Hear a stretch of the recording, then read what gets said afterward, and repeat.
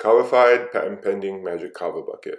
First step is to get your kava root powder. We're using 4 ounces of Kava Tonga by Kavafied today, and then you're going to grab your patent pending magic kava strainer. That is a double layered strainer with a bigger micron size bag on the inside and a finish micron size on the outside. And what this bag does is it separates the kava root powder by particle size, creating more surface area for better agitation.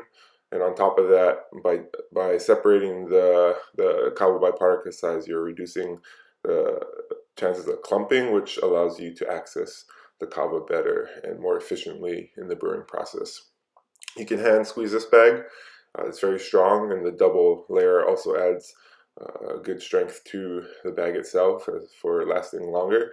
But here you want to zip it up and tie it together, putting one of the strings through the inside loop, circle of the zipper and one through the outside. Then you're going to grab the magic kava bucket. This is the bucket itself. It's a spigot on the side, agitator on the inside.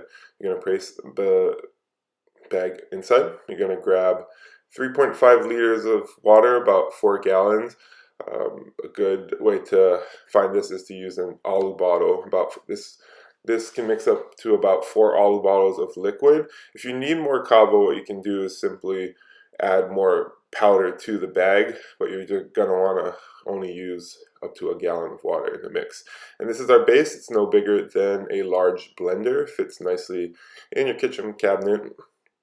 You're going to plug that in, and then it has suction cups on the bottom. You're going to want to keep it on a sturdy level surface, and then you're going to attach the bucket to the top, set it to 10 to 15 minutes. Here we're doing 15 minutes, and we're going to speed it up for you to show the full process in a time lapse right here. It's a good 15 minute mix, and you're going to want to make sure you do not leave this unattended.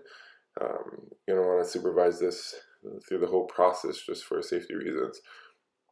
And there you have the time lapse of it mixing the kava for you.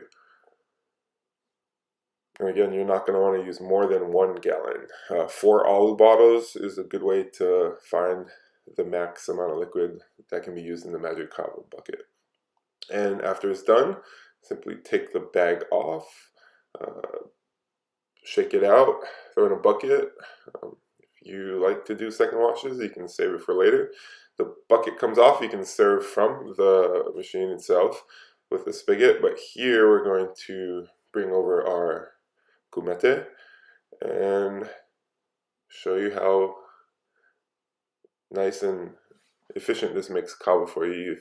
We brought the kumete over here to the kitchen for the video, but say you're mixing here and you're following the kava here and you're mixing out in the patio, this is great where you can just grab that bucket and take it out to the mix and dump it in and bring it back, give it a quick rinse, and the cleanup is just as easy as a blender.